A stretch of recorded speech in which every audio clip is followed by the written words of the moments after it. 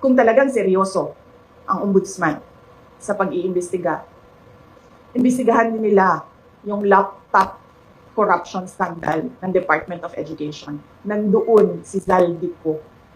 At alam ko yun dahil gumawa kami ng sarili naming investigation sa loob ng Department of Education noong ako ay Department of Education Secretary.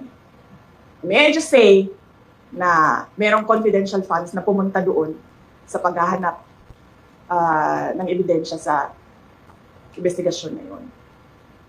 Ano po nag-involvement ni Saldi po sa laptop? Sunwest ang contractor ng laptop doon sa DepEd. Next question, Ms. Pili Casingiro, ABS-CBN. So bakit, wait lang, di pa ako tapos pala. So bakit specific yung pag-iimbestiga? Bakit hindi iniimbestigahan lahat ng corruption scandal? Bakit kinokontrol yung kwento sa corruption? Bakit hindi nilalabas lahat ng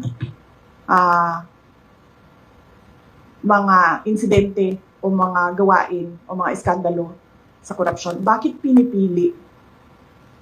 Kaya natin nasasabi lahat na merong controlling the narrative ay dahil pinipili nila kung ano yung gusto nila imbestigahan. At kung napapansin, kapag medyo tatamaan na o merong tatamaan o tatamaan na talaga ang Office of the President, ang administrasyon sa investigasyon, ay biglang namamatay yung investigasyon.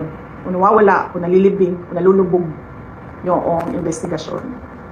So ibig sabihin, meron talagang pag-control sa kwento.